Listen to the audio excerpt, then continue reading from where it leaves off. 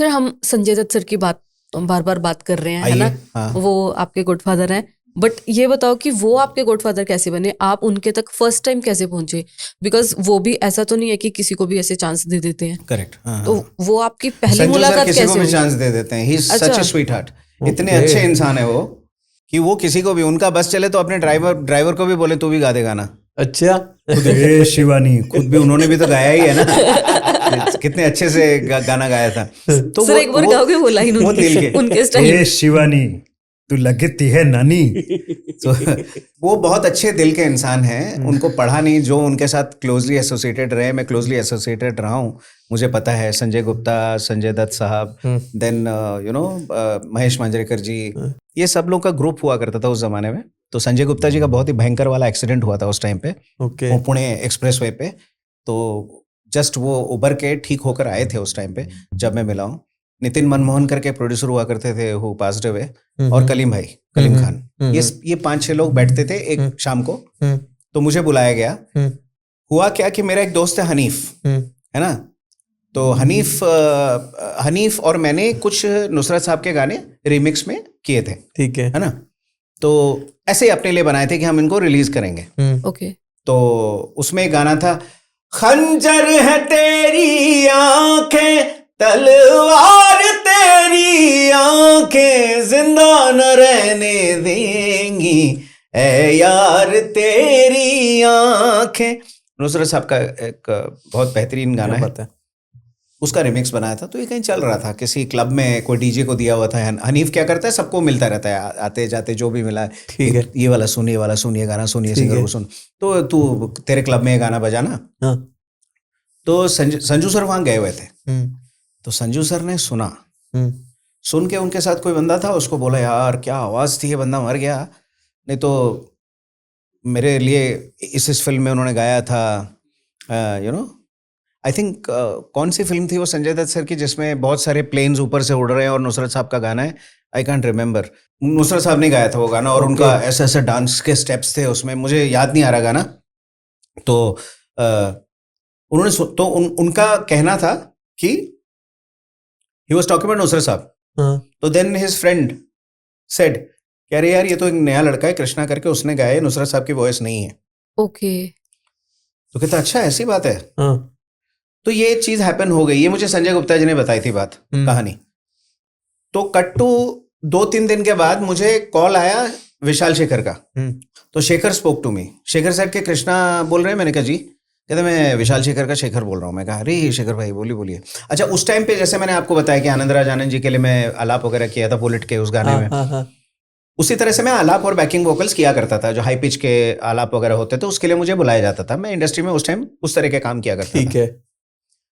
तो मुझे लगा कि शायद मुसाफिर कोई फिल्म बन रही है जिसमें मेरे को फिर आलाप करना है। ठीक है। तो हाँ वो थोड़े बहुत पैसे मिल जाते थे, जो भी छोटा मोटा मेरा बढ़िया चल रहा था। तो मैंने बोला कि ओके। तो मैंने कहा what kind of a song is it, क्या क्या है इसमें, अंतरे में है, लाइन है, या कहते नहीं ये पूरा गाना आपको गाना है। ओके। तो थोड़ी देर के लिए आई वाज लाइक साइलेंट। उस टाइम पे मुझे विश्वास नहीं हुआ। तो कहते हैं कि संजय गुप्ता जी के ऑफिस में हम लोग मिलते हैं जुहू में, आप आ जाइए। तो मैं पहुंचा वहां पर। ठीक है। वहां पहुंचा तो थोड़ी देर बैठा रहा। संजय गुप्ता जी बाहर आए, मेरे को देखते बोलते तो फक हैव यू डन यार कृष्णा। मैं देखा ऐसे, मैंने कहा यार क्या हो गया। मुझे एक्चुअली में वो नहीं हो पाया, अचानक क्या हुआ।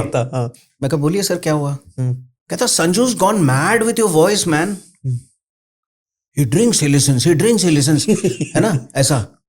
तो मैंने कहा अच्छा आप तारीफ करने के लिए ऐसी भूमिका बांध रहे थे।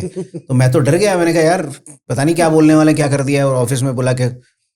तो कहता है यार there is a brilliant song called जिंदगी में कोई कभी आना रब्बा, ये गाना आपको गाना है। तो उसका टेक्नो वर्जन था। इसमें 3 वर्जन थे, एक सुखी भाई जी ने गाया था, और एक ऋचा जी ने गाया था, और एक मैंने गाया था। मेरा टेक्नो वाला वर्जन बहुत हिट हुआ था। तो वो हुआ, हमने सुना, गाना रिकॉर्ड किया, सब कुछ किया। कुमार पाजी और देव कोहली 2 लोगों ने इस गाने को लिखा था। ओके, है ना। थोड़े दिन बाद मुझे कॉल आया। एक उस टाइम पे क्या होता है, मेरे पास अच्छा खासा कमा लिया था, मेरे पास कम्युनिकेटर था उस टाइम पे, नोकिया का। ठीक है। वो कम्युनिकेटर पे अननोन नंबर लिखा हुआ आया। Unknown number. उस टाइम पे एक था तरीका कि आप अपना नंबर लोगों से छुपा सकते थे। हाँ। तो मैंने उठाया तो कॉल पे, ए कृष्णा, मैं कहा जी संजय दत्त बोल रहा हूँ। मैं कहा रियली सर? अरे हाँ मैं ही बोल रहा हूँ। और उन्होंने एक गाली निकाली, वो उनका प्यार करने का तरीका, वो मैं बोल नहीं सकता इस पे। ठीक है। बीप बीप क्या गाया है तूने, क्या गाया है, तू आ मेरे को मिल। तो मैं कहा जरूर सर। तो कलीम भाई का कॉल आया, फिर वो उतने में कट हो गया कॉल। वो इतना प्यार करते थे मुझको, आई एम श्योर अभी भी करते ही हैं, मैं मिलूंगा तो अच्छा होगा। तो यार अमेरिका चले गए एक दिन, वहां मेरा गाना प्ले किया रब्बा, सब लोग को सुना रहे थे, रात को ही कॉल कर दिया। फिर मुझे बोला कि कृष्णा, मैं कहा जी जी सर। अरे बीप बीप, वहां तो सुबह हो रही है, आई डेंट रियलाइज दैट, बट तेरी इतनी तारीफ हो रही थी इस रूम में, तो मुझसे रहा नहीं गया, मैंने तुझे कॉल किया। इनको सुना ना वो गाना एक बार, this is how sweet he is. सुनाया आपने? बिल्कुल सुनाया, हमें भी सुनाओगे? 3 बजे उठ के। हो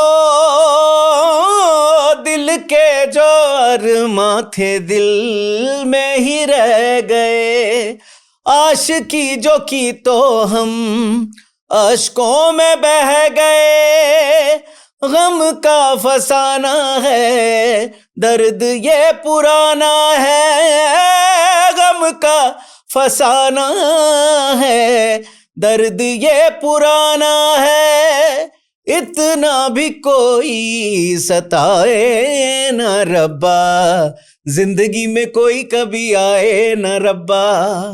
बस बस तू सो जा। वाह सर, कमाल है। That's how sweet Sanju sir is. People always misunderstood him. He is a darling, he is a sweetheart. तो क्या हुआ, फिर अमेरिका से वापस आया तो मुझे घर बुलाया आपने। अच्छा। तो घर बुलाया तो तब तक हम फोन पे ही बात करते थे। ठीक है। तो खुद लिफ्ट के पास आए, उनका पूरा फ्लोर ही उनका घर है। तो लिफ्ट खोला, मैं आया बाहर, कृष्णा किधर है? कृष्णा नहीं आया। मैं कहा सर मैं ही कृष्णा हूँ।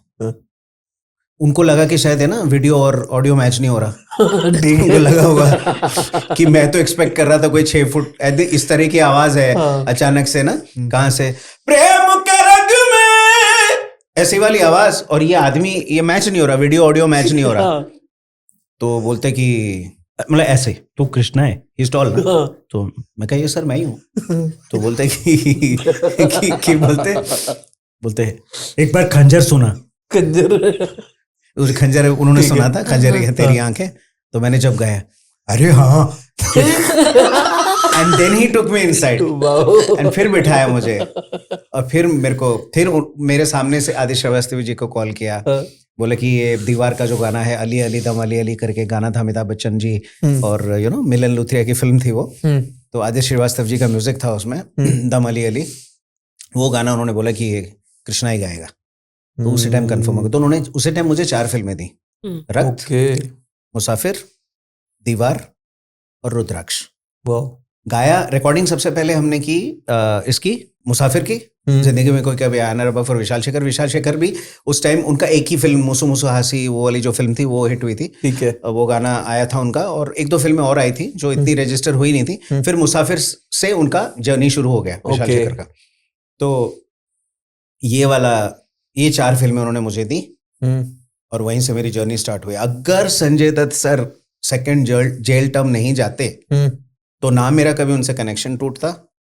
आज भी हम बात करते हैं, मैं उनको विश करता हूँ, जब भी कोई अच्छा ओकेजन रहता है, कुछ रहता है, मैं उनको विश करता हूँ, रिस्पॉन्ड भी करते हैं। लेकिन अब उस तरह का बात रहा नहीं। अगर वो जेल टर्म सेकंड नहीं जाते तो मैं आज कहीं और होता अपनी लाइफ में।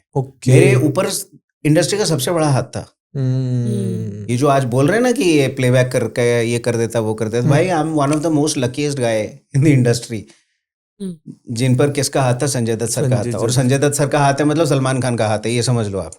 सलमान भाई से मैं कभी मिल नहीं पाया, लेकिन अगर वो दौरान में they are the best friends, है ना, राइट, सलमान सर और ये दोनों। तो अगर वो टाइम पे थोड़ा सा और आगे पीछे कुछ होता, या वो सेकंड जेल टर्म जाते नहीं, I would have been somewhere else, but I have no regrets.